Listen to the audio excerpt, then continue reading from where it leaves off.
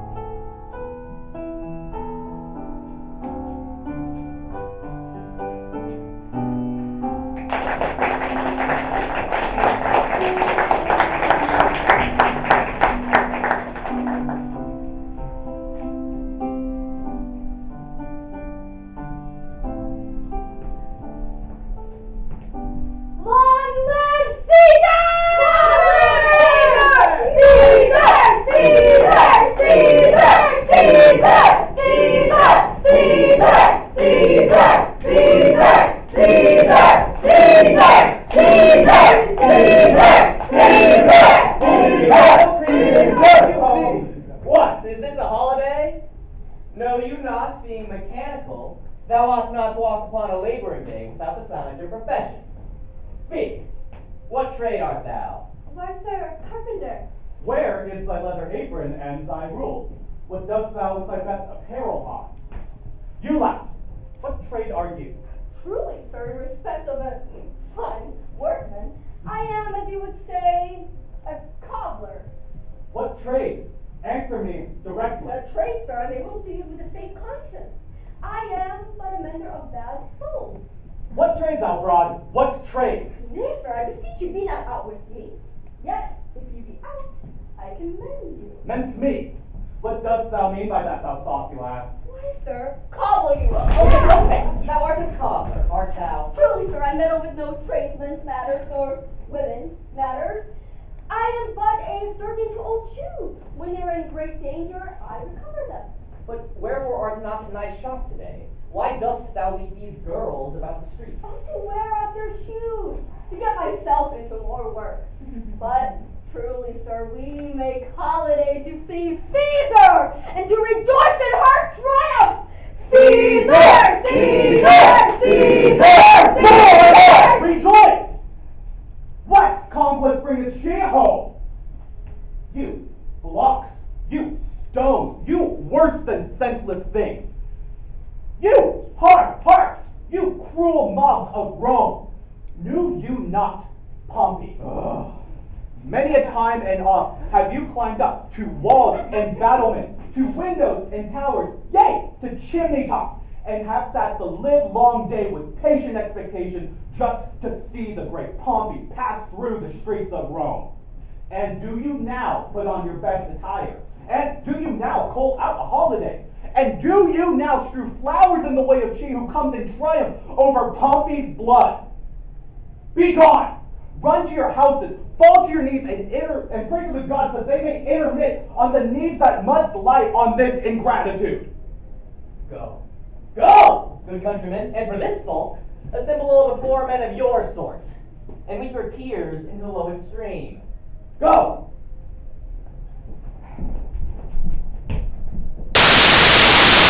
See whether their basest metal be not moved. They vanish tongue-tied in their guiltiness.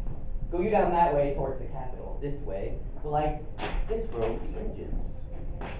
If you do find any decorous ceremonies, let none tongue with you trophies. All about can drive away the vulgar from the streets. So do you too. These glowing feathers plucked from Caesar's wing will make her fly an ordinary pitch. Who else would soar above the view of men and keep us all in servile fearfulness?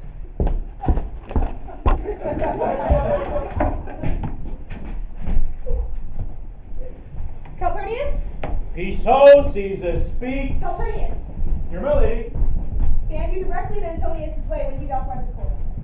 Antonius? Caesar, my lady, Forget not in your speed, Antonius, to greet Calpurnius. I shall remember. When Caesar says do this, it is performed. Set on and leave no ceremony out. Caesar! Who calls? Bid every noise be still, peace yet again. Who is it in the press that calls on me? I hear a tongue shriller than all music cry, Caesar! Speak, Caesar's turn to hear. Beware the Ides of March! What woman is that? Caesar, she bids you beware the Ides of March. Set her before me, let me see her face. Madam, come from the throne and look upon Caesar. What dost thou sayest to me now? Beware the Ides of March! She is a dreamer. Let us leave her pass.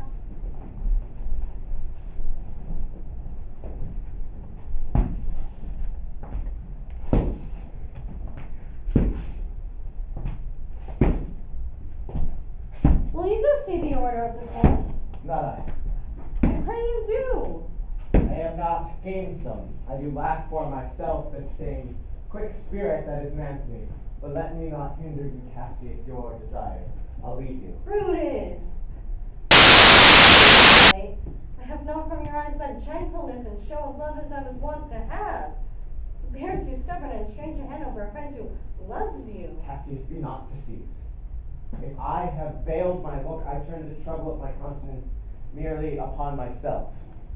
Vexed I am of late with passions of some difference, which might give evidence to my behavior. But let not therefore my good friends be grieved, among which number Cassius be you one. Brutus, I much mistook your passion, whereupon this breast of mine hath very thoughts of great value, worthy cogitations. Tell me, good Brutus, can you see your face? No, Cassius, for the eye sees not itself, but by reflection, some other thing. 'Tis just, and is much lamented, Brutus, that you have no such mirror as will turn your hidden worthiness to your eye, that you might see your shadow. Into what dangers would you lead me, Cassius, that you would have me seek into myself for that which is not in me? Therefore, good Brutus, be prepared to hear, and since you know you cannot see yourself so as well by reflection, I, your glass, will modestly discover to yourself that of yourself which you yet not know of.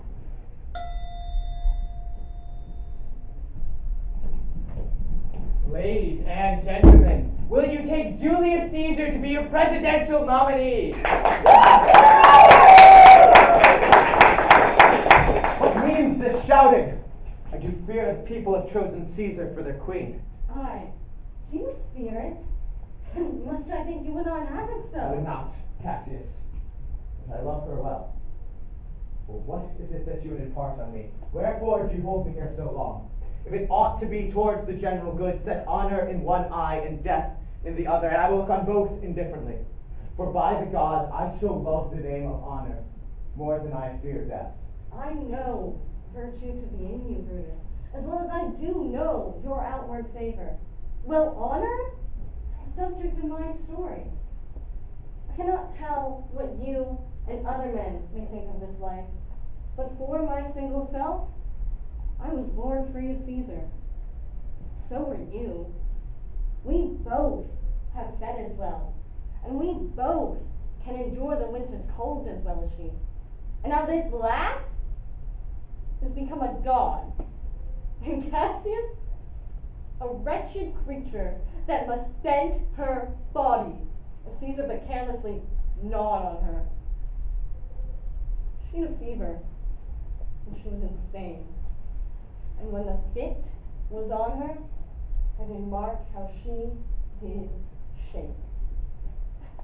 'Tis true, this god did shake. And that tongue of hers that made Romans mark her and write her speeches in their books. Alas, she cried, give me some drink, Titinius. A sick girl. Ye gods, it doth amaze me, a lady of such feeble temper should so get the start of this majestic world. I couldn't.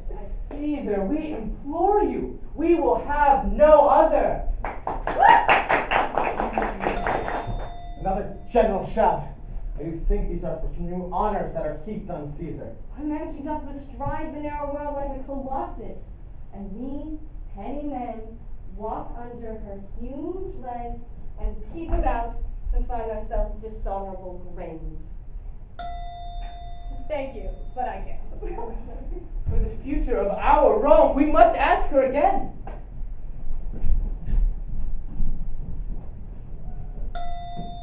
Men, at some time, are masters of their fate. The fault, dear Brutus, is not in our stars, but in ourselves, that we are underlings. Brutus and Caesar. What should be in that name, Caesar? Why should that name be sounded more than yours? Write them together. Yours is a fair name. Sound them. Cut them from the mouth as well. Conjure them. Name Brutus will start a spirit just as soon as Caesar. What abomination! Upon what meat doth our Caesar be that she is grown so great? Teach thou art shamed.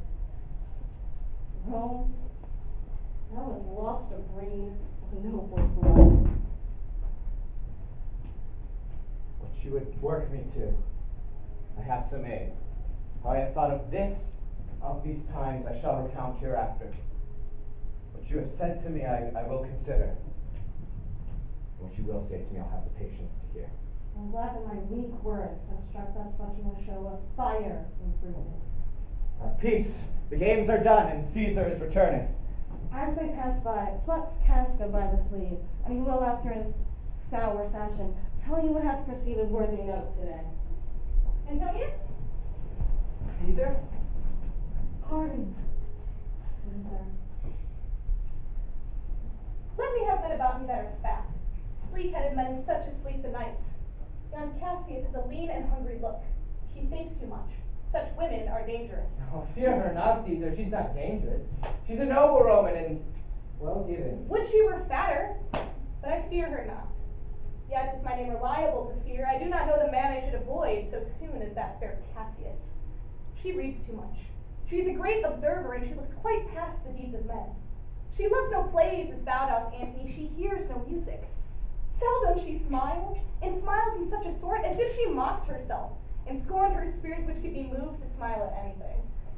Such women as she be never at heart's ease, whilst they behold a greater than themselves, and therefore are they very dangerous. I'll tell thee what is to be feared, than that which I fear, for always I am Caesar. Come on my right hand, for this ear is deaf, and tell me truly what thou thinkst of her.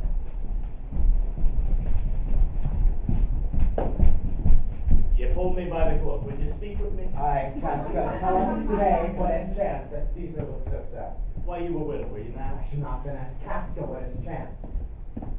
Why, there was a crown offered her. And being offered her, she put it by with the back of her hand, thus. Then the people fell a shouting. What was the second noise for? Why for that too? They shouted thrice. What was the last cry for? Why for that too? The crown was offered her thrice. Aye, Mary, 'twas, and she put it by thrice, every time gentler than before. Who offered her the crown? Why, Antony? Tell us the manner of it, gentle Casca. I can be hanged as well as tell the manner of it. I did not mark it. I saw Mark Antony offer a crown. And as I told you, she put but for all that, to my thinking, she would fain have had it.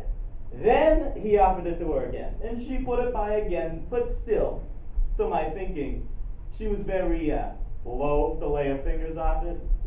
Then he offered it to her the third time, and she put it the third time by, but still, as she refused it, the rabble men hooted and clapped their chapped hands and threw up their sweaty nightcaps and uttered such a deal of stinking breath that it had almost choked Caesar, for she swooned and fell down at it. Soft, I pray you. What, did she swoon? Aye, Mary, she fell down in the marketplace and foamed at the mouth and was speechless. It's the very like.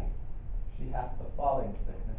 No, Caesar hath it not, but you and I and honest Casca, we have the falling sickness. I know not what you mean by that. I am sure Caesar fell. If the ragtag people did not clap and hiss her as she pleased and displeased them, I am no true man.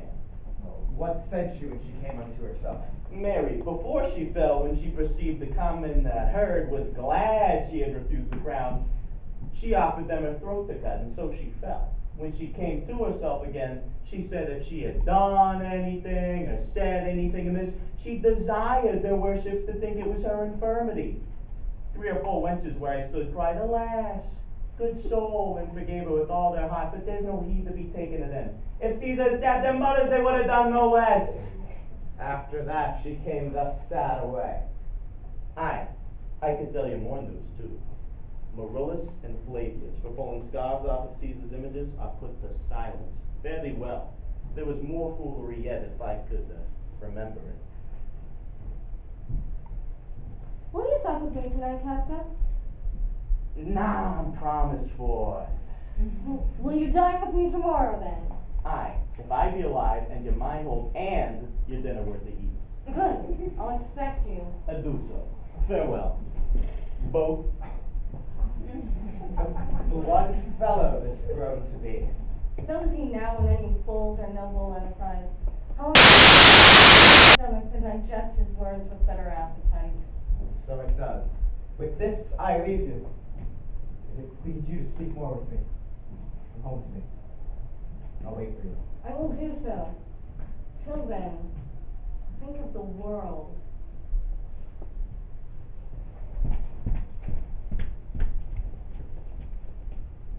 Well, Brutus, thou art noble, yet I see thy honorable metal may be wrought from that which is disposed.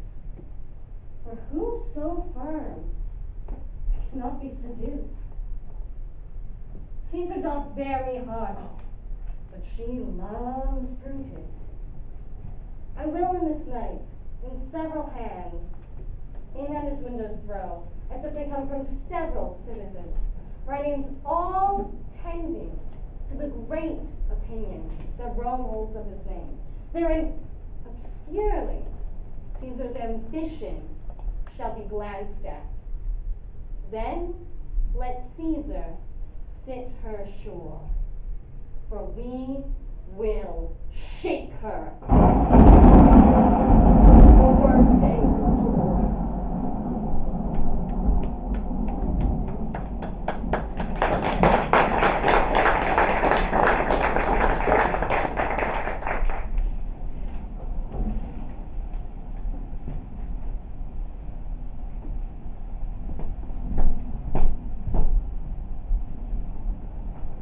Who's there? A Roman. Casca by your voice. Here is good Cassius. What night is this? A very pleasing night for honest men. Whoever knew the heavens meant it so. Those that have known the earth are so full of faults. For my part, Casca, I have walked about these streets, submitting me unto the perilous night.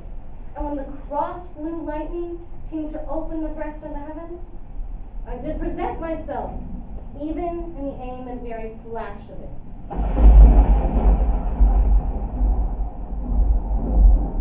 Well, wherefore did you so tempt the heavens? It is the part of men to fear and tremble when the most mighty gods by tokens send such heralds to astonish us. You are dull, Casca. That spark of life that should be in a Roman, you do want. You look pale and gaze, and cast yourself in wonder to see the strange impatience of the heavens. But if you would consider the true cause, why all these fires, why all these gliding ghosts, why birds and beasts change from their ordinance? Why? You would see that the heavens themselves have made them instruments of fear and warning unto some monstrous state.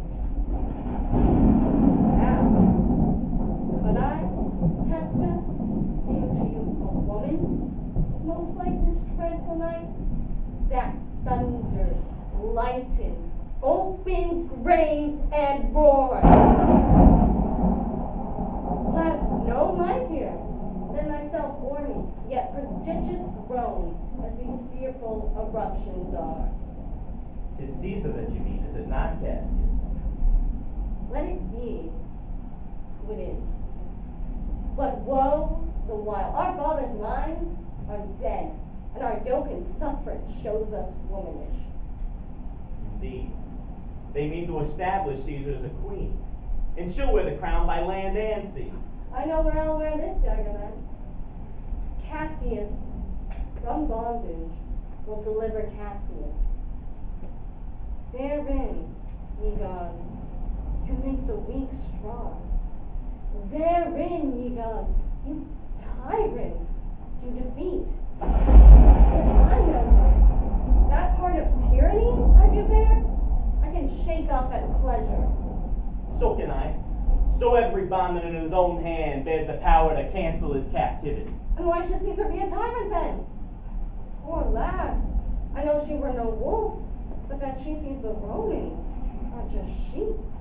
She were no lion, were Romans not hinds. What trash is Rome? What rubbish and what awful when it serves to illuminate so vile a thing as Caesar. Good grief, where hast thou led me? I perhaps speak this before a willing bondsman, and I know my answer must be made. You speak the Cassius, and to such a man, that is no clearing telltale. Hold my hand, be factious for redress, and I'll set this foot of mine as far as who goes farthest. Now there's a bargain made. Now know you, Casca, I have moved already some certain of the noblest minded Romans to undergo with me an enterprise of honorable, dangerous consequence. Stand close a while, for here comes one in haste. 'Tis Cinna. Cinna, where hast you so? Find out too. Who's that? Tell us, Simber? No. 'Tis Casca, one incorporate in our attempts. I'm glad on it. What a fearful night is this. There's 2 or 3 of us have seen strange sights. Oh, Cassius, if you could but win Brutus to our noble town. The Now, look you, lay these papers on the praetor's chair, where Brutus may but find it. Set this up at his window. All this done, repair to Pompey's theater where you shall find us. Is Decius Brutus and Trebonius there? All but Metellus Simber. He's gone to sit you at your house. Well, I will hide and so bestow these papers as you bade me. That done, repair to Pompey's porch. Now, Casca, you and I will ere yet day see Brutus at his house. 3 parts of him is ours already, and the man entire, upon the next encounter, yields him ours.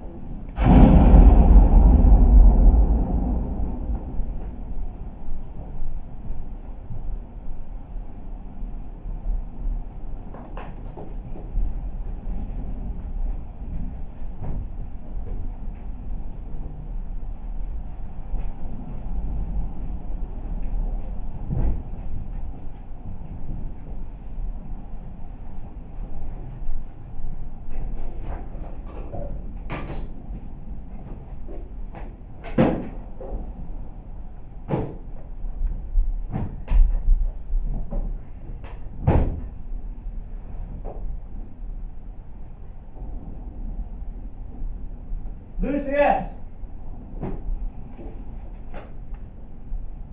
Lucius, awake, I say.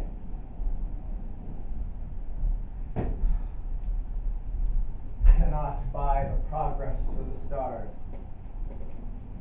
It's near help time today. Lucius, when? Awake, I say. I wish it were my fault to sleep so soundly. When, Lucius, when? Awake! I say, what, Lucius? Called you, my lord? The taper burning in my office. When it is lighted, come and call me here. I will, my lord.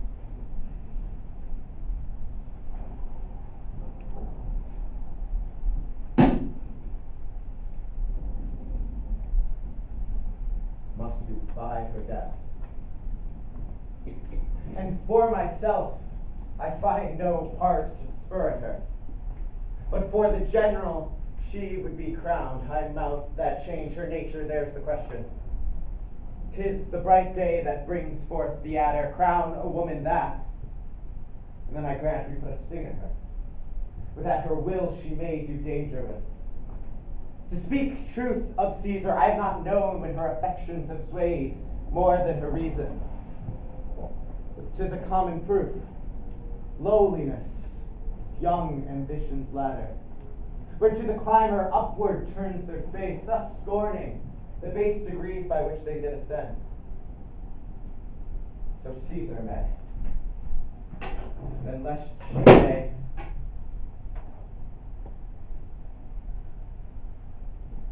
Paper Brutus in your closet, sir. Searching the window closet, I found this paper, thus sealed up, and I'm certain it did not lie there when I went to bed. Should to bed again, it is not day. Is not tomorrow, boy, the Ides of March? I know not, sir. In the calendar, bring me word. I will, sir.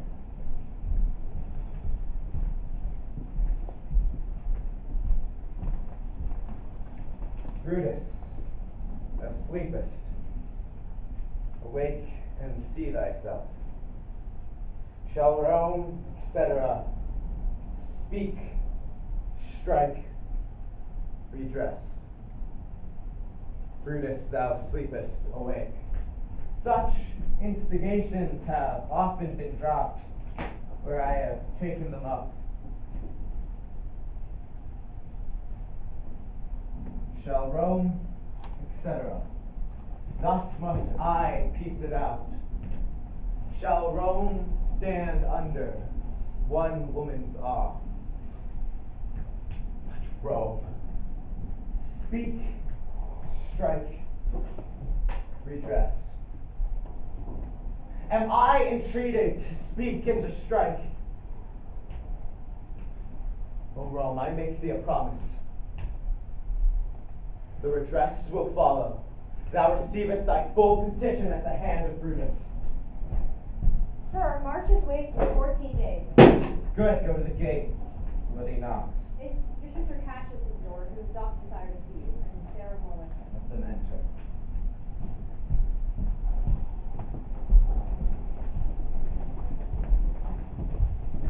I think we are too bold upon your rest. Tomorrow, Brutus, do we trouble you? I have been up this hour, awake all night. Know I these men that come with you? Yes, every man of them. And no man here but honors you, and every one of them doth wish you had that opinion of yourself, which every noble Roman bears of you. This is Trebonius. This Decius Brutus. This Casca. This Cinna. And this Metellus Cinder. They are all welcome here. Let each man render me his hand, one by one. And let us swear a resolution. No, not an oath. Not the faces of these men, the sufferings of our souls, the times of use. If these be motives weak, break off betimes. Let high-sighted tyranny range on. But if these be, as I think they are, bear fire enough to kindle cowards, and bear the melting spirit of women, what need we but our own cause prick us to redress, or any oath that honesty to honesty engaged? Just do not stain our even enterprise to think that either our performance or our cause did need such an oath. But what of Cicero? Shall we sound him? I think he will stand very strong among us. Let us not leave him out. No, by no means. Oh, let us have him, for his silver hairs will purchase us a good opinion. It shall be said his judgment ruled our hands. Leave him not. Then leave him out. Indeed, he is not fit. Shall no one else be touched, but only Caesar? Decius, well urged. I think it is not meet Mark Antony, so well beloved of Caesar, should outlive Caesar. We shall find of him a shrewd contriver, and you know his means, if he doth improve them, may well stretch so far as to annoy us all. Which, to prevent, let Mark Antony and Caesar fall together. Our course will seem too bloody, Gaius Cassius, to cut off the head and hack off the limbs, for Antony is but a limb of Caesar. Let us be sacrificers, not to butchers, Cassius. We all stand up against the spirit of Caesar, and in the spirit of men there is no blood. So that we could come by Caesar's spirit, and not dismember Caesar, but alas, Caesar must bleed for it. But gentle friends, let's kill her boldly, not wrathfully. Let's carve her as a dish fit for the gods. not carve her carcass fit for the hounds. This shall make our purpose necessary, not envious, which to the common eye we may be called purgers, not murderers. As for Mark Antony, Cassius, think not of him, for he can do no more than Caesar's right arm can when Caesar's head is off. Yet I fear him, for the engrafted blood he bears. Alas, good Cassius, think not of him. If he loves Caesar, all he can do is to himself. Take thought and die for Caesar. There is no fear in him. Let him not die, for he will live and laugh at this hereafter. The clock has stricken 3. It's time to part. It is doubtful yet whether Caesar will come forth today or no, for she is superstitious grown of late. It may be these apparent prodigies, the unaccustomed terror of this night, may hold her forth from the capital today. Never fear that. If she be so persuaded, I can o'ersway her. For she loves to hear that men may be betrayed by flatterers. But when I tell her she hates them, she agrees, being then most flattered. Let me work, and I will bring her to the capital. No, we will all of us be there to fetch her. The morning comes upon us. We'll leave you, Brutus. And friends, disperse yourselves, and all remember what you have said, and show yourselves true Romans. Gentlemen, look fresh and merrily. Let not your looks disclose our purposes. So good night to you, everyone.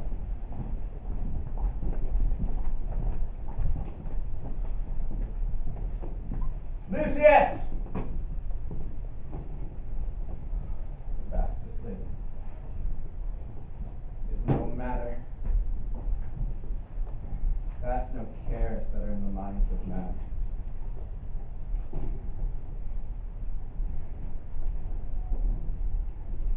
Brutus, my lord. What means you? It's not for your weak condition to commit yourself to the raw cold morning. Not for yours neither. You ungently, Brutus, stole from our bed. And yesternight at supper you suddenly arose and walked about, musing and sighing with your arms crossed. And when I asked you what the matter was, you stared on me with ungentle looks. I urged you further. Then you scratched your head and too impatiently stamped with your foot. Yet I insisted, yet you answered not. But with an angry wafture of your hand gave sign for me to leave you. So I did, fearing to strengthen that impatience which seemed too much enkindled. They will not let you eat, nor talk, nor sleep, and could it work so much upon your shape as it has much prevailed on your condition, I should not know you, Brutus. Dear my lord, make me acquainted with your cause of grief. I am not well in health. That is all. Brutus is wise, and were he not in health, he would embrace the means to come by. Why, so I do. Portia, go to bed. Is Brutus sick? And is it physical to walk unbraced and suck up the humors of the dank morning? What?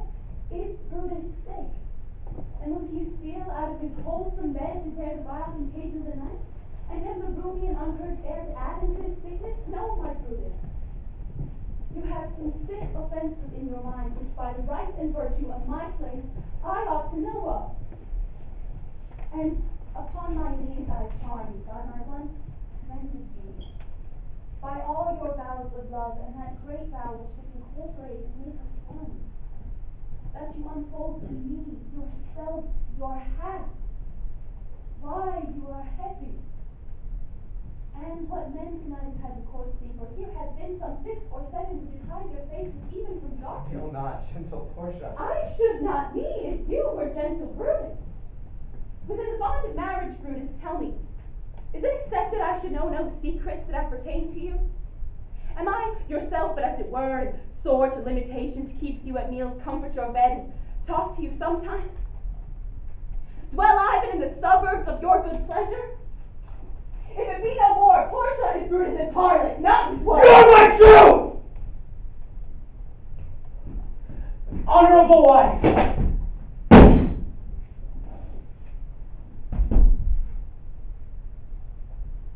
As dear to me as the ruddy drops that visit my sad heart. If this were true, then should I know this secret? I grant I am a woman, but with all a woman that Lord Brutus took to wife. I grant I am a woman, but with all a woman well reputed. Cato said. Longer than my sex, being so fathered and so husbanded, I have made strong proof of my constancy. Tell me your counsels, I will not disclose.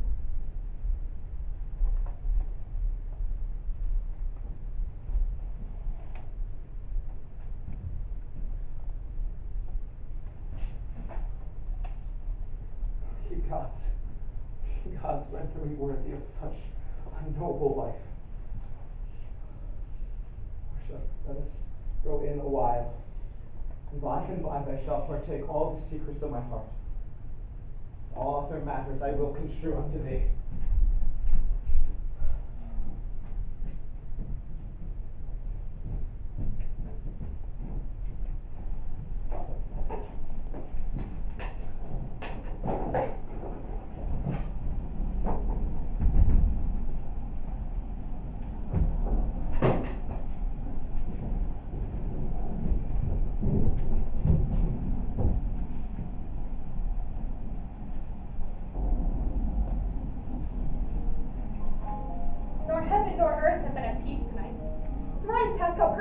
Sleep cried out, help! Ho, they murder Caesar. Who's within? My lord. Go bid the priests do present sacrifice and bring me their opinions of success. I will, my lord. What mean you, Caesar? Think you to walk forth? You shall not stir out of your house today. Caesar shall go forth. The things that threaten me never look on my back. When they shall see the face of Caesar, they are banished. Caesar, I never stood on ceremonies, yet now they frighten me. There is one within, besides the things that we have heard and seen, who counts most horrid sights seen by the watch. The lioness had dwelt in the streets, graves had yawned and yielded up their dead, fierce fiery warriors fought upon the clouds which drizzled blood upon the Capitol. The noise of battle hurtled in the air, ghosts did shriek about the streets. Go, Caesar, these things are beyond all use. I do fear them. What can be avoided whose end is purposed by the mighty gods? Yet Caesar shall go forth, for these predictions are to the world in general as to Caesar. When beggars die, there are no comets seen. The heavens themselves blaze forth the death of princes. Cowards die many times before their deaths. The valiant never taste death but once. Of all the wonders I have yet heard, it seems to me most strange that men should fear, seeing that death, a necessary end, will come when it will come. What says the augurs? They would not have you stir forth today, plucking the entrails of an offering forth, but they could not bring the heart to the feast. The gods do this in shame of cowardice. Caesar should be a beast without a heart. If she should stay at home today for fear, no, Caesar shall not. For danger knows full well that Caesar is more dangerous than he. Caesar shall go forth. Alas, my lady, your wisdom is consumed in confidence. Do not go forth today. Say it is my fear that keeps you in the house and not your own. We'll send Mark Antony to the Senate house. He will say you're not well today. Let me upon my knee prevail in this. Mark Antony shall say I'm not well. And for the humor, I will stay at home today. Oh, here's Decius, Brutus, he will tell him so. Ah, Caesar. Good morrow, worthy Caesar. I come to take you to the Senate house. And you are come in a very happy time to bear my greetings to the senators and tell them I will not come. Cannot is false. Dare not, falser. I will not come, tell them so, Decius. Say she's sick. Shall Caesar send alive? Have I in conquest stretched mine arm so far to be afraid to tell graybeards the truth? I will not come, tell them so, Decius. Great Caesar, let me know some cause. Let's have you laughed at when I told them so. The cause is in my will. I will not come. That should be enough to satisfy the Senate. But, for your private satisfaction, because I love you, I will let you know. Calpurnius here, my husband, stays me at home. He dreamt tonight he saw my statua, which like a fountain with 100 spouts did run pure blood. And many lusty Romans came smiling and did bathe their hands in it. And these does he apply for warnings and portents and evils imminent, and on his knees hath he begged I will stay at home today. My lady, This dream is all a misinterpreting. It was a vision fair and fortunate, your statue spouting blood in many pipes, in which so many smiling Romans bathe, signifies that from you great Rome shall spout reviving blood, that great men shall press for tinctures, relics, stains, and cognizance. This by Copernicus' dream signified. You have well expounded it.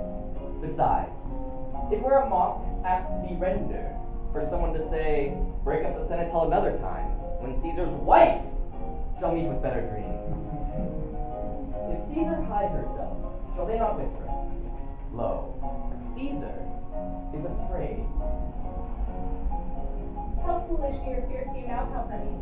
I am ashamed and yield to them. Give me my robe, for I will go. Oh, look where Publius has come to fetch me. Welcome, Publius. Good evening, Caesar. What, Brutus, are you so early stirred? Antony, that rebels long at night is notwithstanding up. Good evening, Antony. So is most noble Caesar. Bid them prepare within.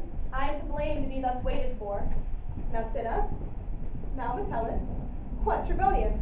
I have an hour's talk in store for you. Remember that you call on me today. Be near me, and that I may remember you. Caesar, I will.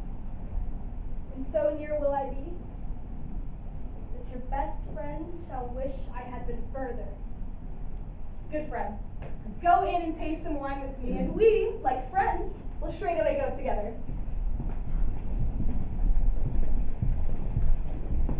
But every light is not the same. Oh, Caesar, that the heart of Brutus doth yearn to think upon.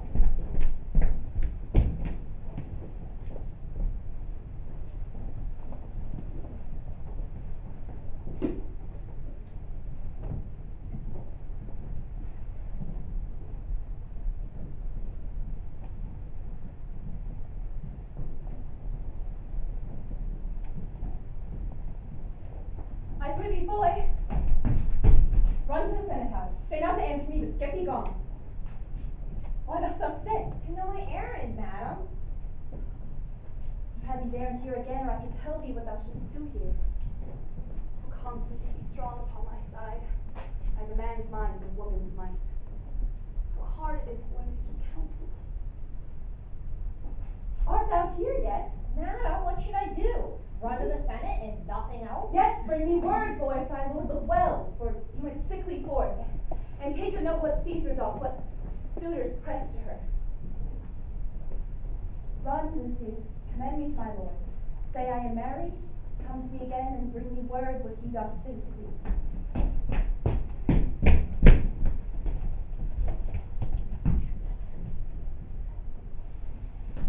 Good evening, madam. Which way hast thou been? At mine own house, good lady. What is it o'clock? About the 9th hour, lady. Is Caesar yet gone to the Capitol? Madam, not yet. I go to take my stand to see her pass on to the Capitol. Thou hast some suit to Caesar, hast thou not? That I have, lady. If it will please Caesar to be so good to Caesar as to hear me, I shall beseech her to befriend herself. Why, knowest thou any harms intended towards her? None that I know will be. Much that I fear may chance. Good evening to you. Here the street is narrow. The throng that follows Caesar at the heels of senators, praetors, common suitors will crowd a feeble woman almost to death. I'll get me to a place more void and there speak to great Caesar as she comes along.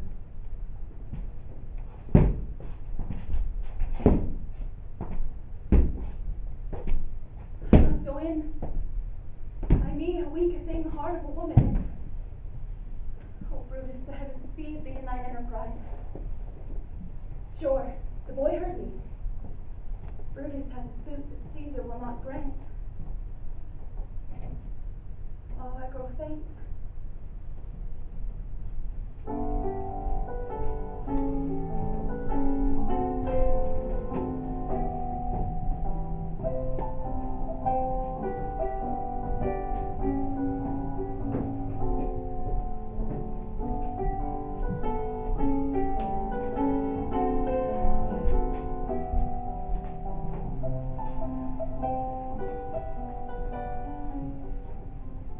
Caesar, beware of Brutus. Take heed of Cassius. Come not near Casca. Heaven Idacina, trust not Trebonius, mark well Metellus Cimber, Decius Brutus loves thee not. There is but one mind between these men, and it is bent against Caesar. If thou beest not immortal, look about you. The mighty gods defend thee. Thy lover, Artemidorus. Here will I stand, till Caesar pass along, and as a suitor will I give her this. If thou read this, oh Caesar, thou mayst live. If not, the fates with traitors do contrive.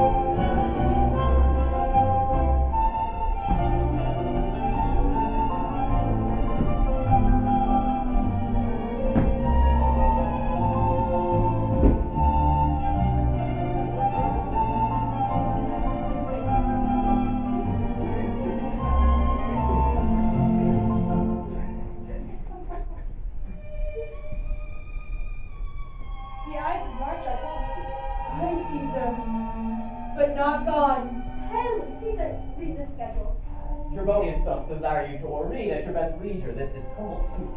Oh, Caesar, read my first. Remind us to touch Caesar nearer. Read it. Touches us ourselves shall be served last. Delay not, Caesar. Read it instantly.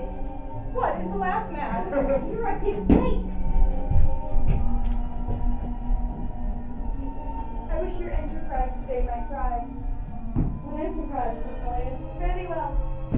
What said Popilius last? She wished today our enterprise might thrive. If your purpose is discovered, She makes to Caesar, mark her. peace having thus ever we do for your prevention. Brutus, what shall be done? For if this we know, my Caesar never shall turn back, for I will slay myself. Cassius, be content. Popilius Luna speaks not of our purposes for look. She smiles and Caesar doth not shame. Well, Trebonius knows his time, for he draws more hands me out of the way. Are we all ready? What is now amiss that Caesar and his Senate must redress?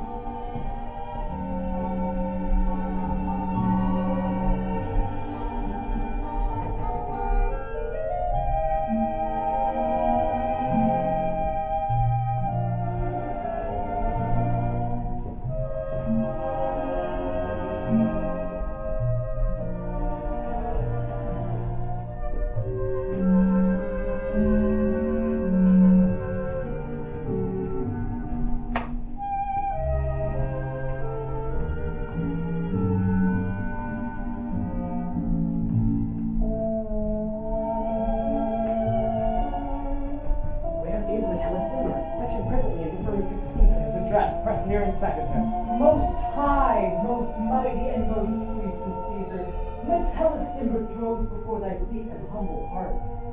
I must prevent thee, Cimber. These couchings and these lowly courtesies might fire the blood of ordinary men. Be not fond to think that Caesar bears such rebel blood, though it will be thought from the true quality but that which calls it fools. I mean sweet words, low, crooked courtesies, and base, spaniel fawns.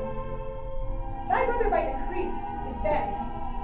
Know that Caesar doth not wrong, nor without cause will she be satisfied. Is there no voice more worthy than my own to sound more sweetly in great Caesar's ear for the repealing of my banished brother? I kiss thy hand, Caesar, but not in flattery, desiring that Publius Cimber may have immediate freedom of repeal. What, Brutus? Pardon, Caesar. Caesar, pardon, as well as thy courts out Cassius' fall, to beg enfranchisement for Publius Cimber. I could be well moved, if I were you. If I could pray to move, prayers would move me. But I am as constant as the northern star, whose true fixed and resting quality there is no fellow in the firmament. The skies are painted with unnumbered sparks. They are all fire, and every one doth shine. But in the number there is but one in all doth hold its course. So in the world is furnished well with men, and men are flesh and blood and apprehensive. But in the number there is but one, in all that unassailable holds on her rank, unshaked of motion, am she. Let me a little show it, even in this. That I was constant, Cimber should be banished, and constant do I remain to keep him so. Oh, Caesar. What, wilt thou lift up Olympus? Great Caesar. Does not Decius bootless kneel?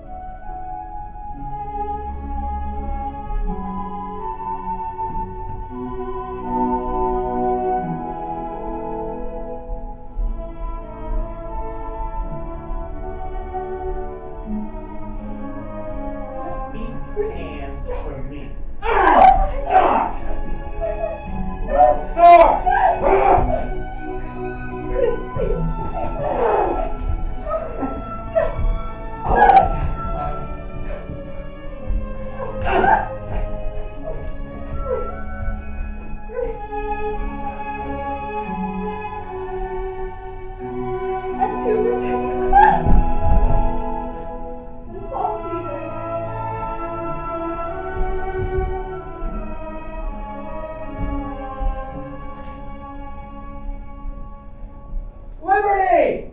Freedom! Tyranny is dead! Run hence. Proclaim. Cry it to the streets! So to the common pulpits, cry out freedom, liberty, and enfranchisement. People and senators, be not frighted, stand stiff. Ambition's debt is paid. Run to the pulpits, Brutus. Public. Here, quite confounded with this mutiny.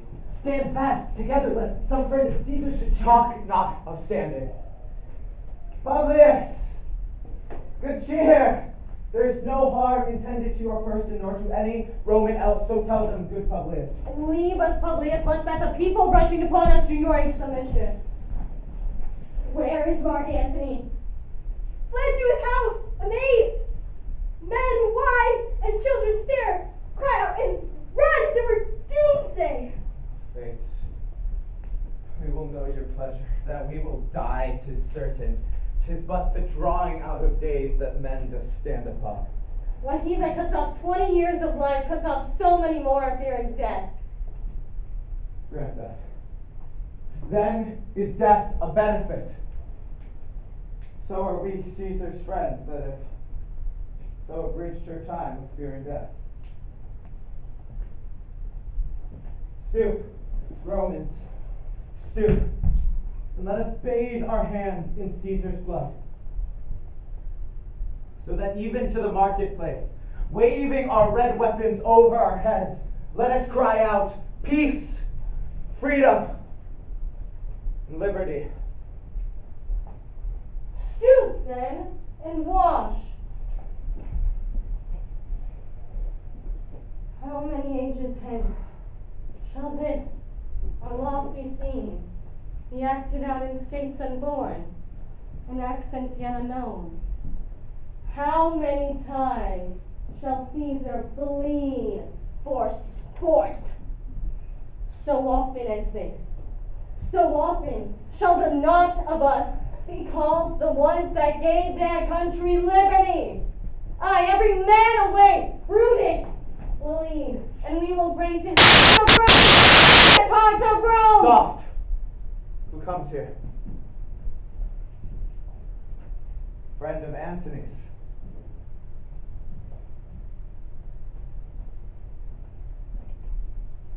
Thus, Brutus, did Antony bid me kneel, and bade me say, Brutus is noble, wise, valiant, and honest. Caesar was mighty, bold, loyal, and loving. Say I love Brutus, and I honor him. Say I feared Caesar, honored her, and loved her. If Brutus will vouchsafe that Antony may safely come to him and be resolved how Caesar had deserved to lie in death, Mark Antony shall not love Caesar dead so well as Brutus living, but will follow the fortunes and affairs of noble Brutus to the hazard of his untrod state with paltry fate. So says my master Antony. My master is a wise and valiant Roman. I never thought him any less. So please him to come unto this place, he shall be satisfied. And by my honor he will depart untouched. Catch him presently. I know we shall have him well to friend. I wish that we may, but I have a mind that fears him, and my misgiving still falls shrewdly to the purpose. Here comes Mark Antony. Oh, mighty Caesar, didst thou lie so low? For all thy conquests, glories, triumphs, spoils, come to this little measure?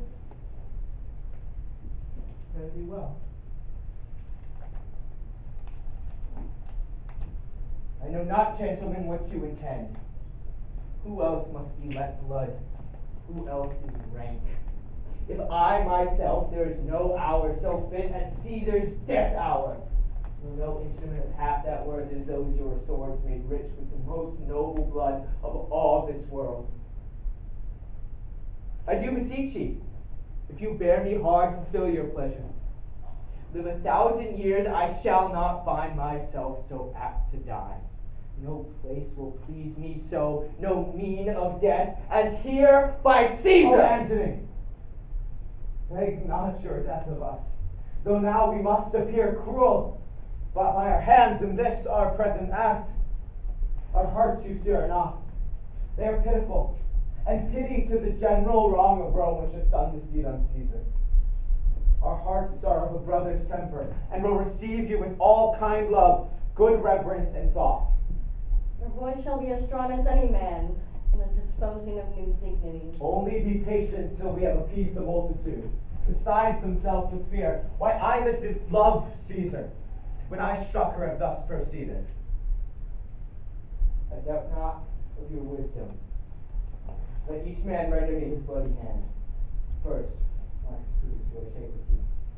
Next, Caius Cassius, will I take your hand.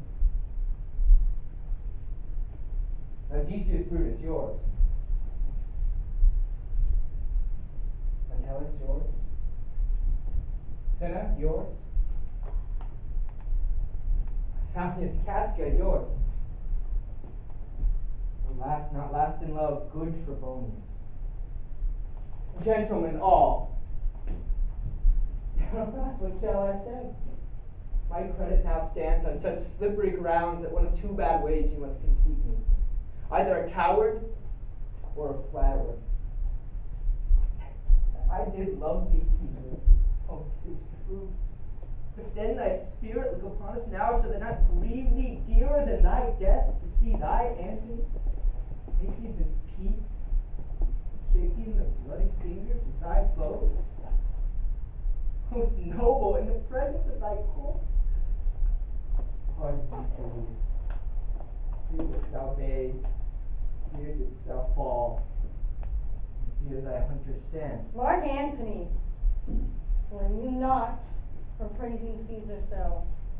But what compact do you mean to have with us?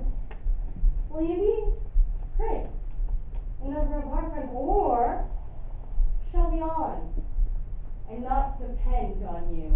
Therefore I took your hands, but was indeed swayed by the point by looking down on Caesar. Friends, I am with you all and love you all, upon this hope that you shall give me reasons why and wherein Caesar was dangerous. Or else this were a savage spectacle. Our reasons are so full of good regard, that were you Antony, the son of Caesar, you should be satisfied. That's all I ask. I may produce her body to the marketplace, in the pulpit, becomes a friend, speak in the order of her funeral. You shall, Mark Antony. Brutus, a word with you. You know not what you do. Do not consent that Antony speak at her funeral. Know how the people may be moved by that which he will utter. By your pardon, I will myself into the pulpit first. When Antony speaks, I will protest. He speaks by leave and by our permission. Shall advantage us more than do us wrong. I know not what may fall. I like it not. Mark Antony! You shall not in your funeral speech blame us, but will speak all good you can devise of Caesar. And say you do it by our permission, or shall not have a hand in her funeral at all. Be it so. I desire no more. Prepare the body then, and follow us.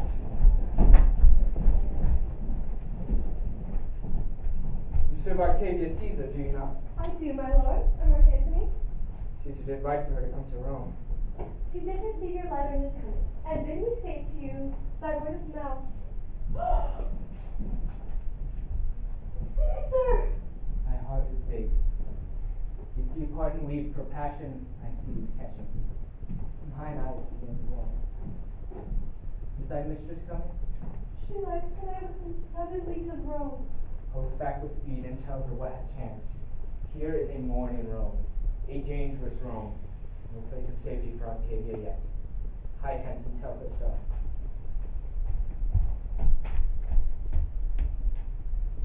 Oh, pardon me, thou believing piece of earth, that I am meek and gentle with these butchers!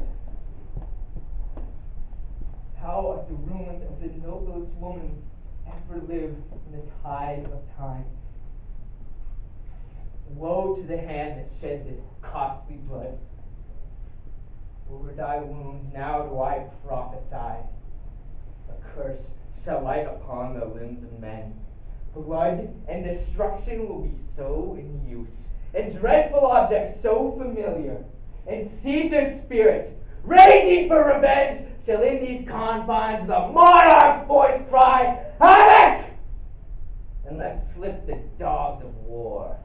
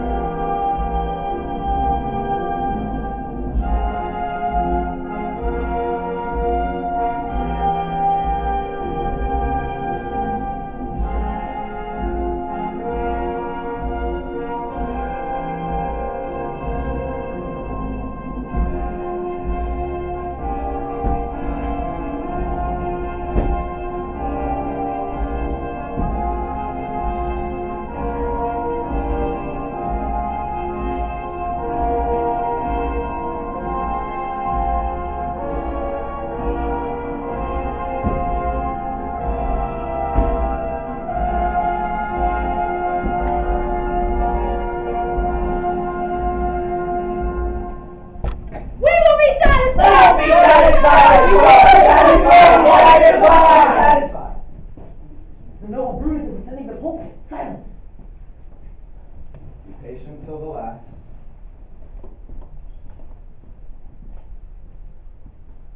Friends, Romans, and lovers, hear me for my cause and be silent, that you may hear. Believe me for mine honor, and have respect to mine honor that you may believe. If there be any in this assembly, any dear friend of Caesar's, to him I say that Brutus's love to Caesar was no less than his.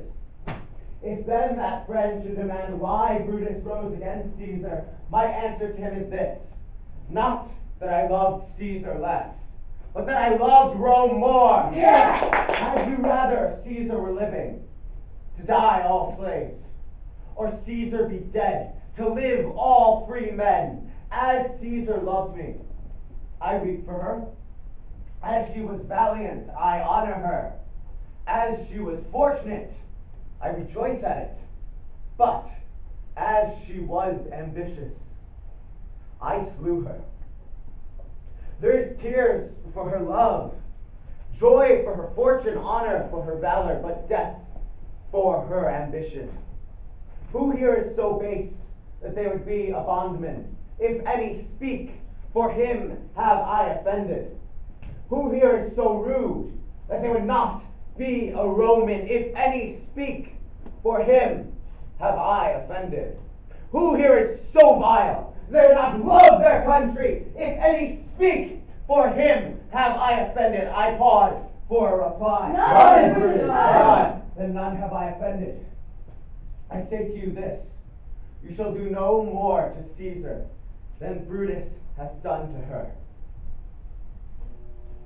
And here comes Mark Antony, who, though he had no hand in her death, will receive a full place in the commonwealth. Of which of you will not? With this I depart, that I slew my greatest lover for the good of Rome. I have the same dagger for myself when it shall please my country to need my Brutus! Bring him with triumph home into his house. Give him a statue with his ancestors. Good countrymen, Peace, silence, Brutus speaks. be so. Good countrymen, let me depart alone. Stay here and do grace to Caesar's corpse, and grace to Antony's speech, tending to Caesar's glories. Let Antony ascend to the pulpit. We'll listen to him. Noble Antony, go up. For Brutus' sake, I am beholding to you. What does he say of Brutus? He says for Brutus' sake he finds himself beholden to us. For best he speak no harm of Brutus here. This Caesar was a tyrant. Nay, that's certain. We are blessed that Rome is rid of her. Peace! Let us hear what Antony can say. You gentle Romans, Peace. friends, Romans, countrymen, lend me your ears. I come to bury Caesar, not to praise her. The evil that men do lives after them. The good is oft interred with their bones. So let it be with Caesar. The noble Brutus hath told you she was ambitious. If it were so, it was a grievous fault, and grievously hath Caesar answered it.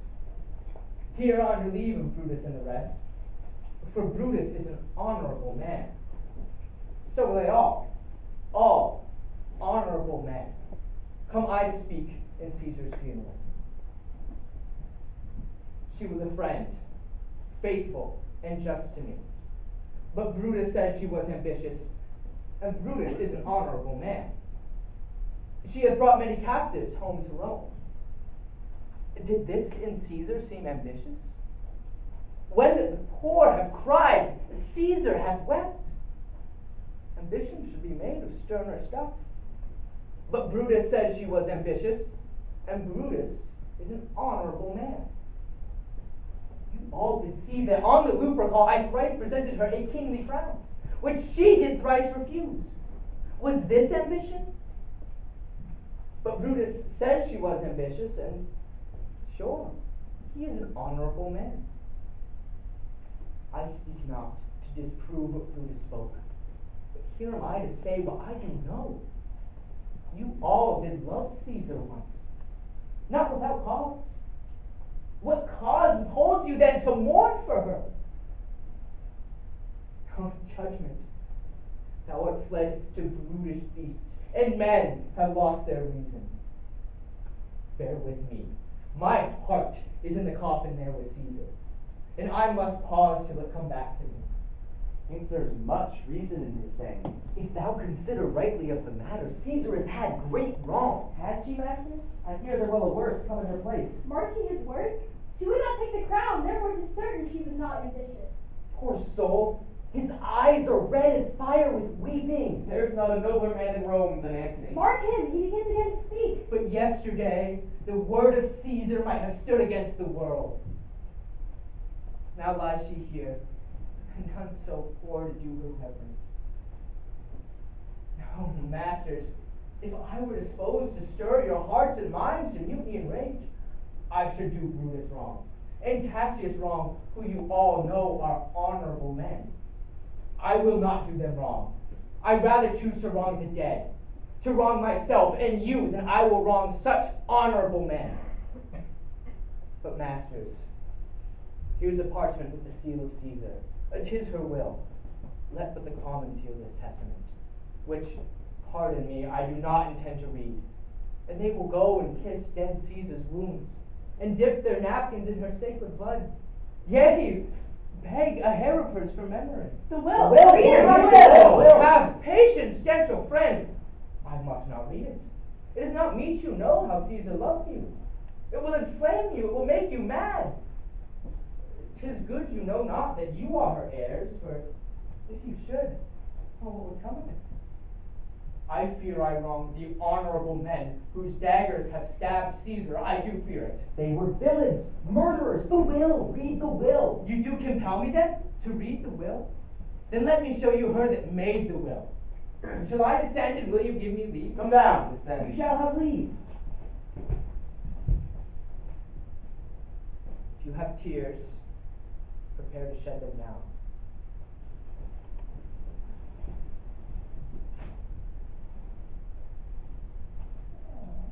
You all do know this mantle. I remember the first time ever she put it on. Through this, the well-beloved Brutus stabbed. As he plucked his cursed steel away, mark how the blood of Caesar followed it. For Brutus, as you know, was Caesar's angel. Judge, oh you gods, how dearly Caesar loved him. This was the unkindest cut of all. For when Caesar saw him stabbed, ingratitude vanquished her, and burst her mighty heart, which all the while ran blood. And so, great Caesar fell. And what a fall was there, my countrymen! Then I, and you, and all of us fell down, whilst bloody treason burst over us.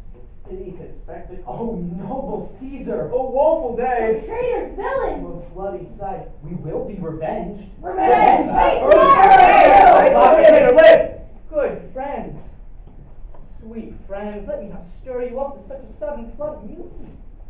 They that have done this deed are honorable.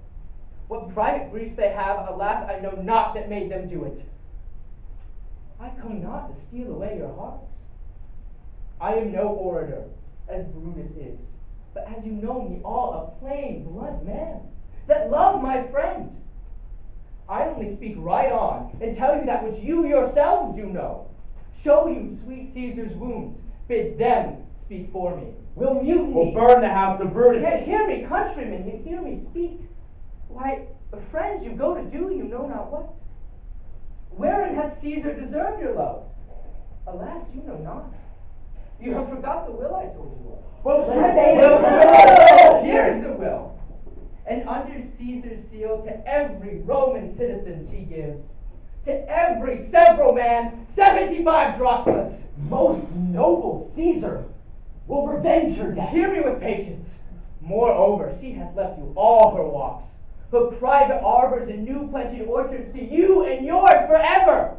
Common pleasures, to walk abroad and recreate yourselves. Here was a Caesar. When comes such another? Never!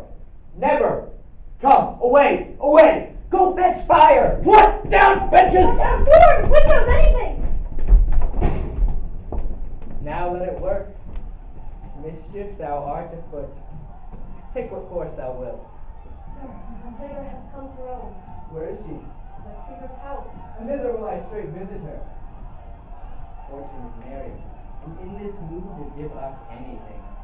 I heard her say that Brutus and Cassius are rid like madmen to the gates of Rome. You'd like to have some notice of the people. I can move them. Bring me to our table.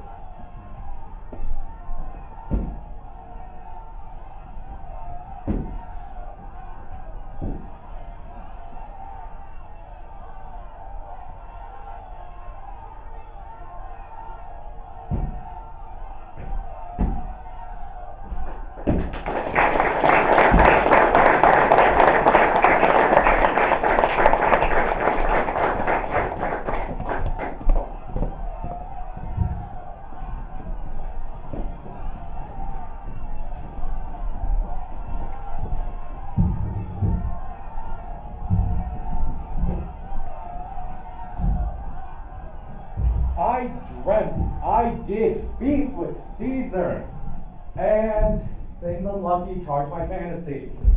I have no will to wander.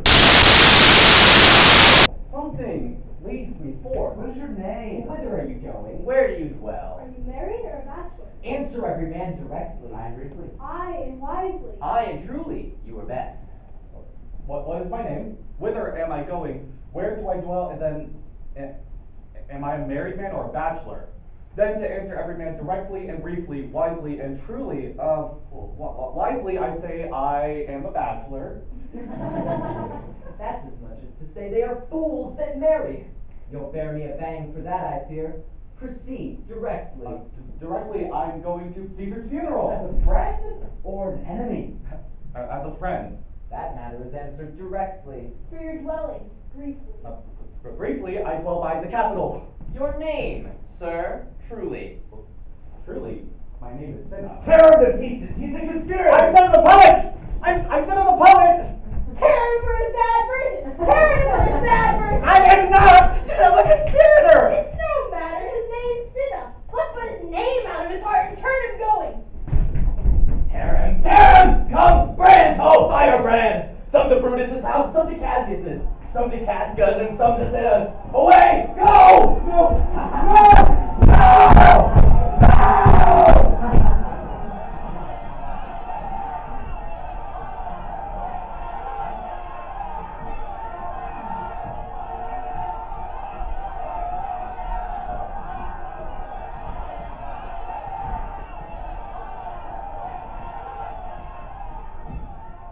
These many then shall die.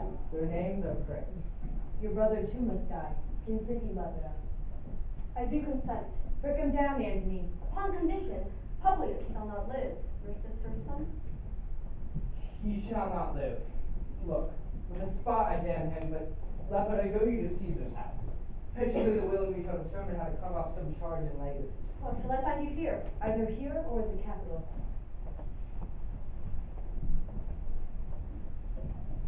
This is a slight unmeritable lass. Meet to be set on errands.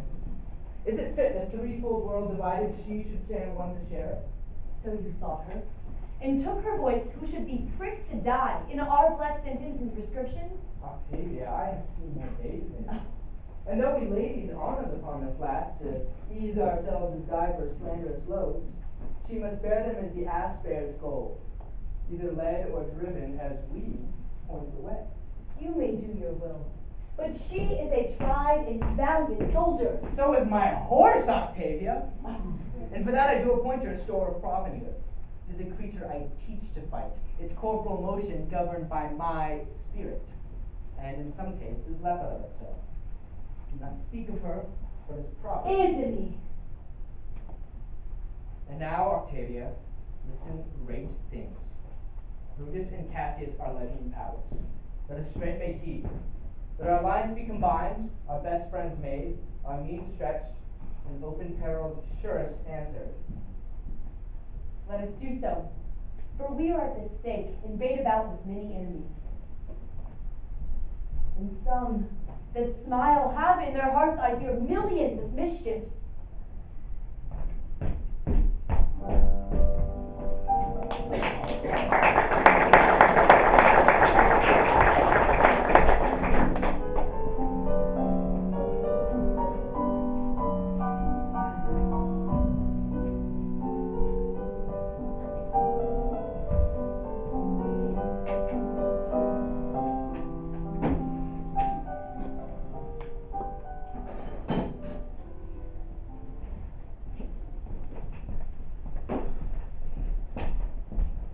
Now, Volumnius.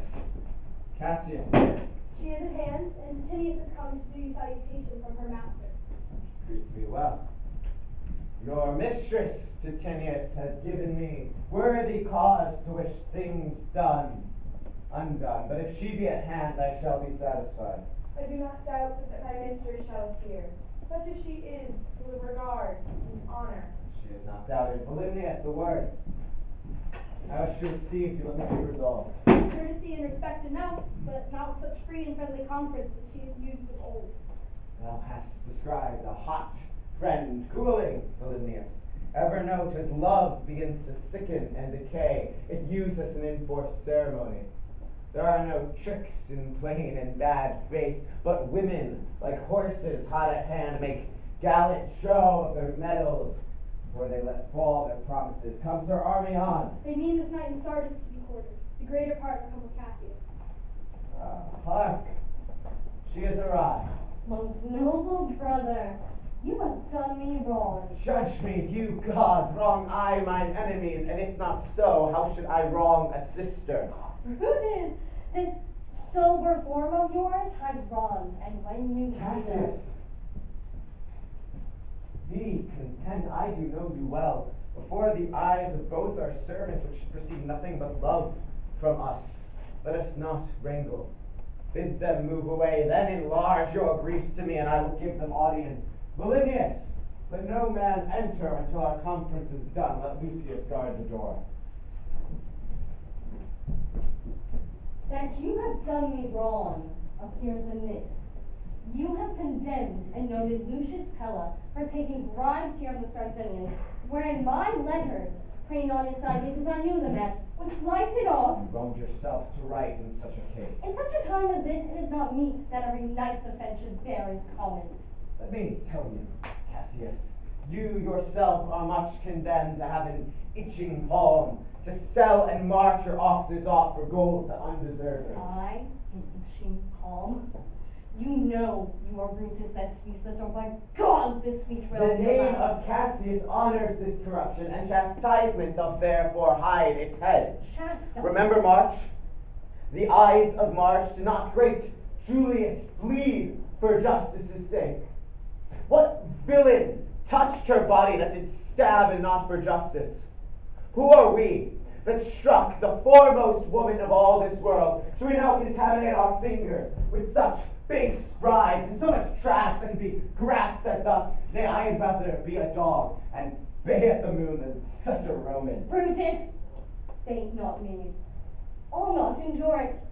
You forget yourself to hedge me in. I am a soldier. I alter in practice and abler than yourself to make conditions. Urge me no more.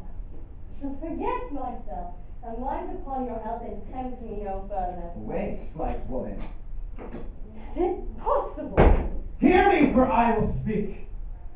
Must I give way to your rash choler? Should I be frighted when a mad woman stares? Oh, ye gods, must I endure all this? All this I bore. Fret till your proud heart break. Go and show your slaves how colic you are. Go and make your bondmen tremble. Must I budge? Must I endure it? Must I stand and crouch under your testy humor? By the gods, you shall digest the venom of your spleen, though it will split you. And when you are finished, I'll use you for my mirth, yea, for your laughter, for your waspish. Does it come to this? You say you are a better soldier. Let it appear so. Go and make your vauntings true, and for my own part, I shall be happy to learn of noble men. You wrong me, Brutus. You wrong me in every way. I said an elder soldier, not better. Did I say better? If you did, I care not. When Caesar lived, he took his spell doesn't move. Peace! Peace! Does not attempt it herself. I does not! No! Do not presume too much upon my love. I may do that, I shall be sorry. You have done that you should be sorry for! There is no terror in your threats, Cassius, for I am armed so strong in honesty that they do pass by me as the idle wind, which I respect not. I did send to you for certain sums of gold, which you denied me. I sent to you for gold to pay my legions, which you denied me. Was the like not done, Cassius? Oh, ye gods, be ready with all your thunderbolts when Marcus Brutus grows so covetous that such as this dash him to pieces. I denied you not. You did. I did not! He was but a fool that brought my answer back! Brutus has ripped my heart! A friend should bear his friends and families, but no! Brutus makes mine greater than they I do are! not like them when you practice them on me. You like me not! Do not like your faults. Oh, frankly, I could never see such faults! Flatterers would not, though they appear as huge as high Olympus. Come, Antony, and your Octavia, come! Revenge yourself alone on Cassius, for Cassius is weary of the world, hated by the one she loves, bereaved by her brother.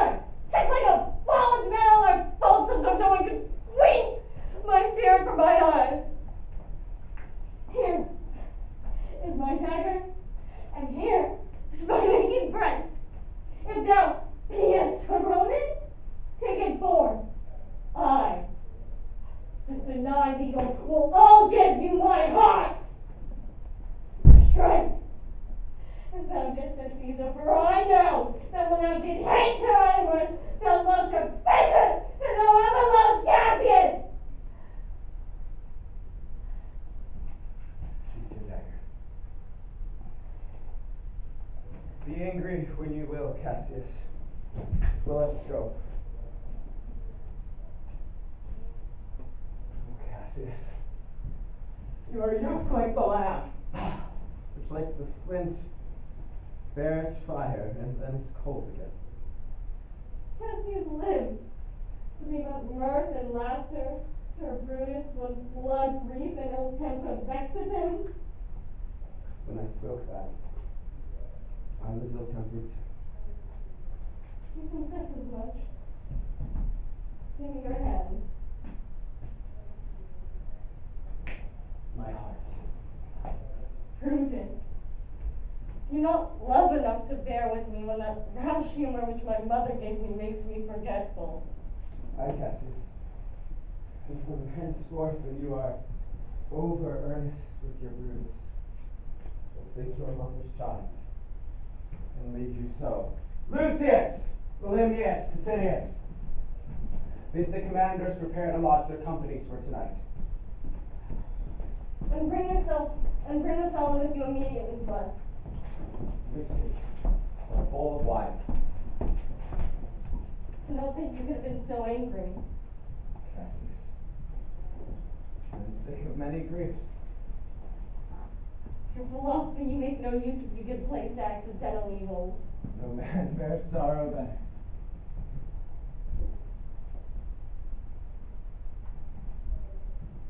Portia's dead. Portia, escaped I killing when I crossed you so. Supportable and touching loss. Upon what sickness? Impatient of my absence, and fear that young Octavia with Mark Antony had grown so strong for with her death. Those tidings came. She fell distracted, and with her attendant's absence swallowed fire. In time so. And so. The immortal gods. But let's talk no more of her. In this I bury all unkindness, Cassius. My heart is thirsty for that noble pledge, for I cannot drink too much of Brutus's love.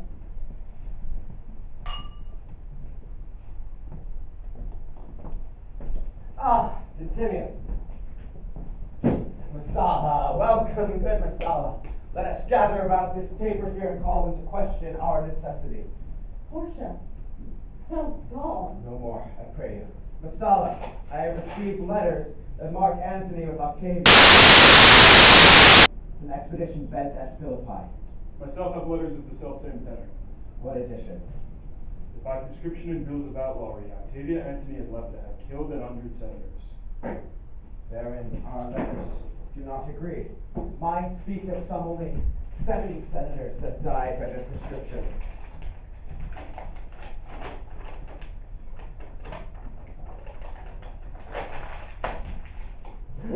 Well, to our work alive then. What do you think about marching presently on Philippi? I think it not For what good. reason? This it is. 'Tis better that the enemy seek us. So shall he waste his means, wearying his soldiers, doing himself offense, whilst we, lying still, are full of rest, defense, and nimbleness. Good reason must give force to better. The people between this ground and Philippi do stand but in forced affection. They have grudged our contributions so far. The enemy marching alongside them will come up fuller number, refreshed and newly encouraged. An advantage which we'll cut off if we meet them there at Philippi. You must note, Cassius, we have exhausted the number of our friends. The enemy increases every day. There is a tide in the affairs of men, which like the current, we must meet it where it best stands. Then, with your will, go on. We'll lawn ourselves and meet them at Philippi. Night has crept on our talk, and nature must obey necessity. Is there no more to say? No more. Good night. Farewell, good Messala. Good night, Titinius.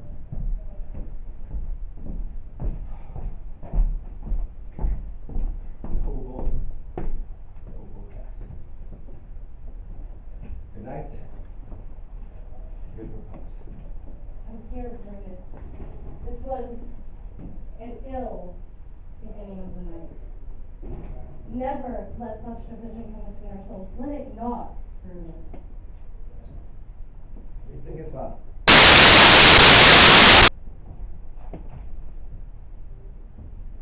Good night, my lord. Good night. Good sister.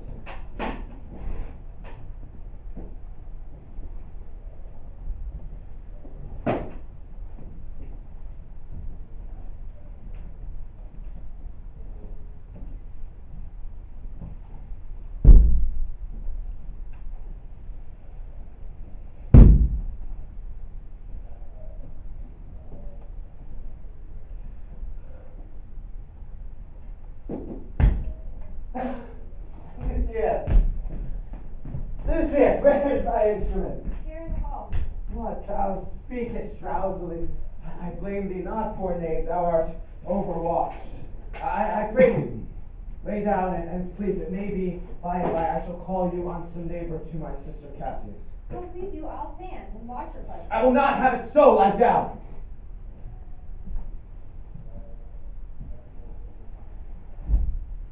It may be I shall otherwise bethinks me. I will not hold thee long. If I do live, I will be good to thee.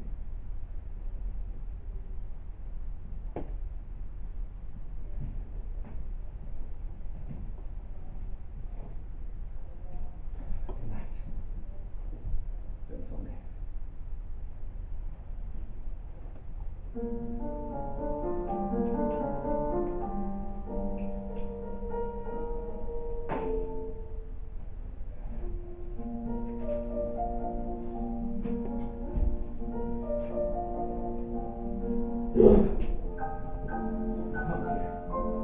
I think it is the weakness of mine eyes that doth inform this monstrous apparition. Art thou some angel, some god, or some devil that makes my hair stare and my blood run cold? Speak to me! What art thou?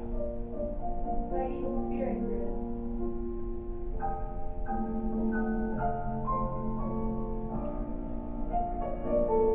Why comest thou? Tell me that thou shalt see me in Philippi. No, see thee again.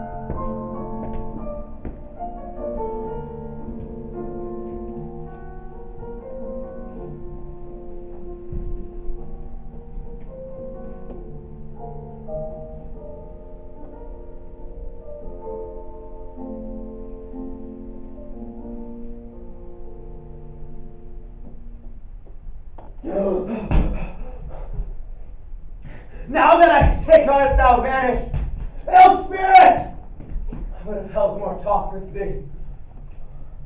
Boy, Lucius, awake! My lord? Lucius, didst thou see anything that thou so criest out? My lord, I do not know that I did cry. But didst thou see anything, Lucius? Nothing, my lord. 'Tis good, 'tis good. Go and commend me to my sister Cassius. Tell her to set out all the powers between the times, and we will follow. It shall be done, my lord.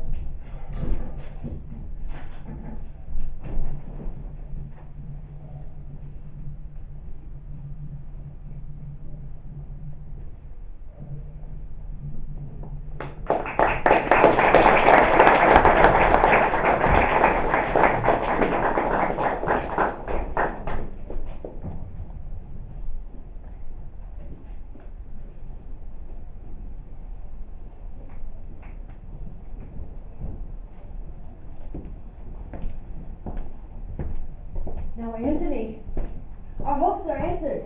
You said the enemy would not come down, but keep the hills and upper regions. It proves not so. Their battles are at hand. They need to warn us that Philippi here answering before we do demand of them. Octavia, lead your battle softly on the left hand of the even field. Upon the right hand eye, keep thou the left. Why do you cross me, Miss Exigent? I do not cross you, but I will do so. They stand and would have parley. Titania, stand fast. We must out and talk. Mark Antony, shall we give sign of battle? No, Caesar will answer on their charge. Take forth the generals and have some words. Words before blows, is it so, countrymen? Not that we love words better as you do. Good words are better than bad strokes, young Octavia. In your bad strokes, Brutus, you make good words. Witness the whole union, Caesar's heart crying, long live, hail Caesar. Like the high-living Antony, you very wisely threat before you sting. Villains, you did not so. Whilst your vile daggers hacked one another on the sides of Caesar, you showed your teeth like apes, and fawned like hounds, and bowed like bondmen, kissing at the feet of Caesar. Whilst damned Casca, like a cur, behind struck Caesar on the neck. Oh, you flatterers. Flatterers! Now, Brutus, thank yourself. This tongue had not offended so today if Cassius might have ruled. Come the cause. If arguing makes us sweat, the proof of it will turn to redder drops. Look you, I draw a sword against conspirators. When think you that the sword goes up again? Never, till Caesar's 33 wounds be well avenged, or till another Caesar have added slaughter to the sword of traitors. Young Octavia, thou canst die by traitors' hands unless thou bringest them here with thee. So I hope. I was not born to die on Brutus's sword. Young lass, if thou were the noblest of thy strain, thou could not die more honorably. A peevish schoolgirl, worthless, such honor, joined by a masker and a reveler. Old Cassius. Come, Antony! Away. Defiance, traitors, hurl me in your teeth. If you dare fight today, come to the field. If not, when you have stomachs.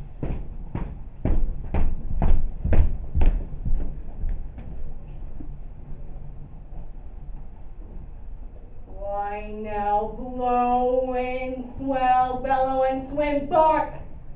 The storm is up, and all is on the hazard. Masala, What says my general? Masala, today is my birthday. This very day is Cassius born. Give me thy hand, Masala, and be thou my witness that against my will, as Pompey was, am I compelled to set upon one battle all our liberties. You know, I held Epicurus strong and his opinions. Now I change my mind and partly credit things that do presage. This very morning, do crows, ravens, and kites fly over our head and downward look upon us as we were sickly prey.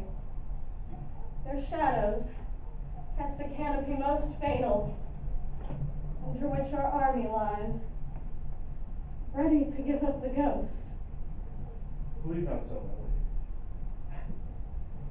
I believe it but partly, for I'm fresh of spirit, and resolved to meet all perils very constantly. Ride, Masala, give these bills to the legions on the other side, for I do sense but cold demeanor in young Octavia's right wing. Ride, Masala, and let them all come down. Most noble Brutus, if we lose this battle, then is this the last time we shall speak together? What are you then determined to do? Even by that self-same rule of philosophy, I do find it cowardly and vile, for fear of what might fall to so prevent the present time of life. And if we lose this battle, are you content to be led in triumph through the streets of Rome? No, Cassius. Do not think that Brutus will ever go bound home to Rome, he bears too great a mind. But this day we must end the work the Ides of March began. So whether I know it or not, our everlasting farewell take. Forever and forever. Farewell, Cassius. If we meet again, then we shall smile. If not, this parting was well made. Forever and forever. Farewell. If we meet again, we'll smile indeed. And if not,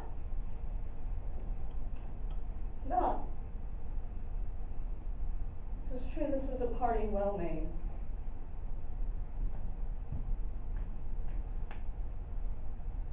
Why then lead on. Oh, that a man might know the end of this day ere it will come. But it'll suffice to make such an end. And then that end is no. Come ho, away.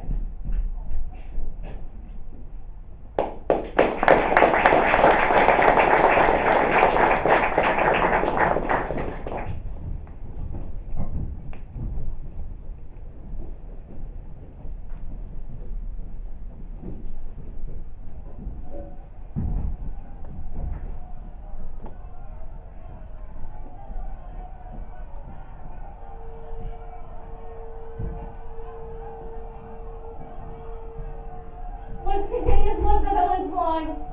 Myself and mine unturned enemies, their sins I hear mine. The coward did take it from him. Cassius, Brutus gave the word too early. Having some advantage on Octavia, took it too eagerly. His soldiers fell to spoil, whilst we by Antony are all enclosed. Trebonius is most rounded out with horsemen, and they keep him on the spur. Yet he spurs on. Now they're almost on him. He's taken. Fly further off, my lord. Fly further off. Lord Antony is in your tents, my lord. Fly therefore. Go, Cassius, fly far off. This tower is far enough. Look, Titinius. This very day I breathed my first. Time has come around. Where I did begin, there I shall end. My life has drawn its compass. Oh, coward, that I am to have lived so long, see my best friend taken before my face. Come hither, Titinius.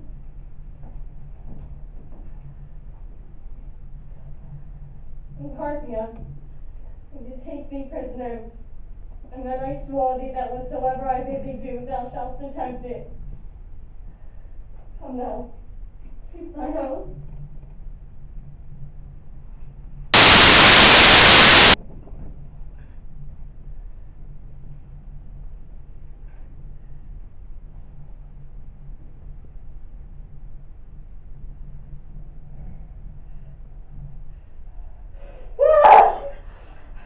Caesar, thou art revenge for the blade that killed.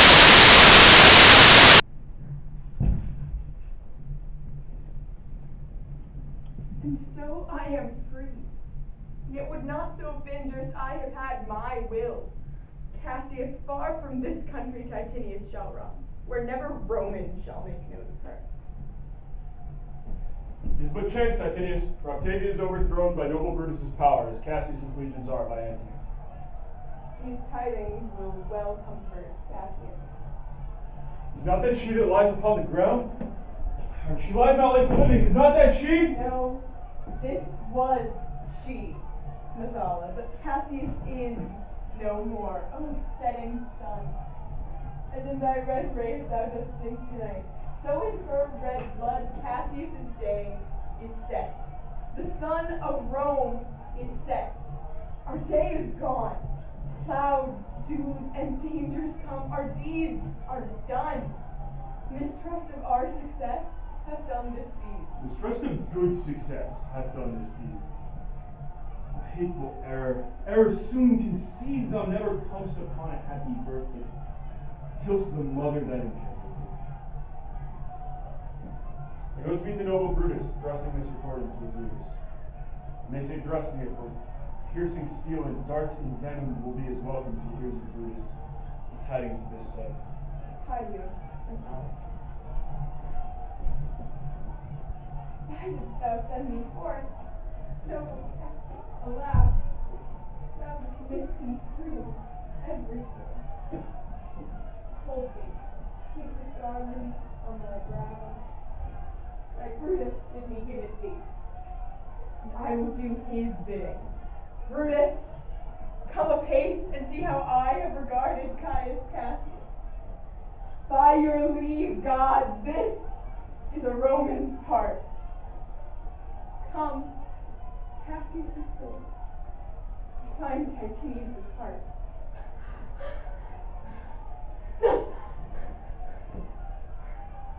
Where, Messala, doth her body lie? Lo, yonder, with Titinius mourning it. Titinius' face is upward. She is slain. Julius Caesar, thou art mighty yet. Thy spirit walks abroad and turns our swords in on our own proper entrails. Are any two Romans living such as these? The last of all the Romans I fare you well. It is impossible that Rome will ever breathe their splendor. Friends, I owe more tears to this madam than you shall see me pay. Find time. Cassius, I will find time. Come, poor remains of friends. Let us rest on these rocks. Statilius showed the torchlight, but my lord, he came not back. He is or taken or slain. Deep down, Clitus. Slaying is the word. It is a deed in fashion. Good Volumnius, list the word. What says my lord? Why this? The ghost of Caesar has appeared to me 2 times now. Once at night at Sardis, and once today at Philippi Fields.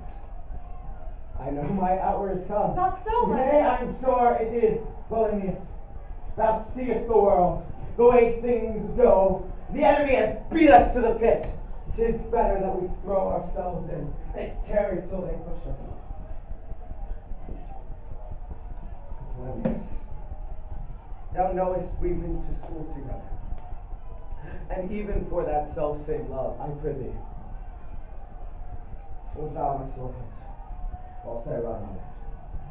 It's not an office for a friend, my lord. Fly, my lord, there is no tarrying here. Farewell to you, and to you, good Volumnius, my good friends. My heart doth joy that in all my life I found no man but he was true to me. I shall have honor by this losing day, much more than young Octavia with Mark Antony can attain to in their vile conquest. So fare you well. Night hangs upon mine eyes, my bones are heavy, and I fain would rest. Fly, my lord, fly! Hence! Oh, follow.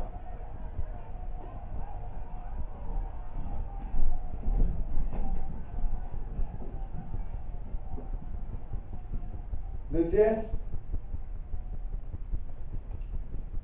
Lucius, I prithee, come and sit by thy master for a while.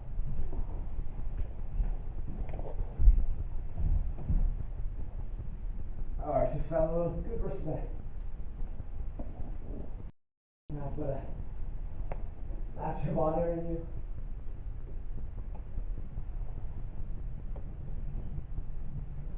Wilt thou? Lucius.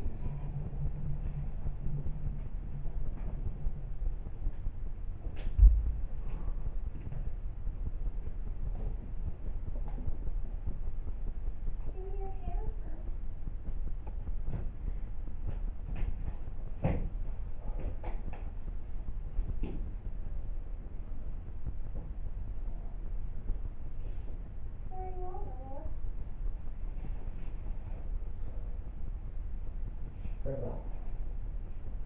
Good Lucius.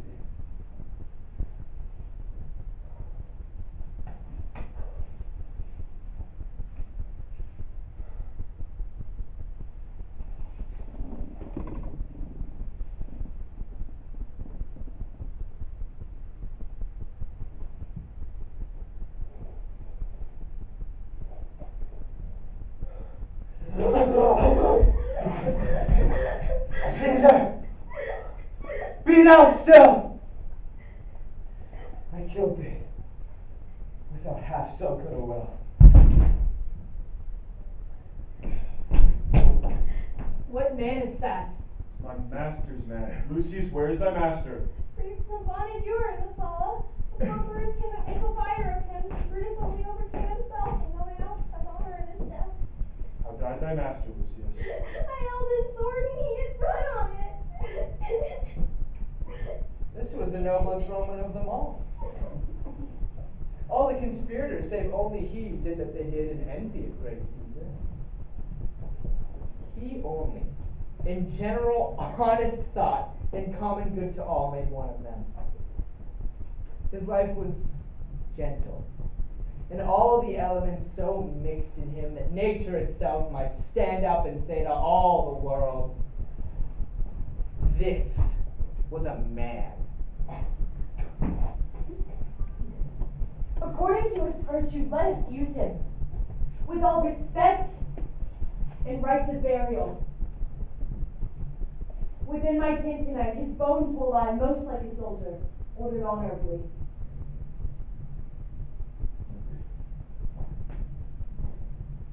So call the fields to rest, and let's away to part the glories of this happy day.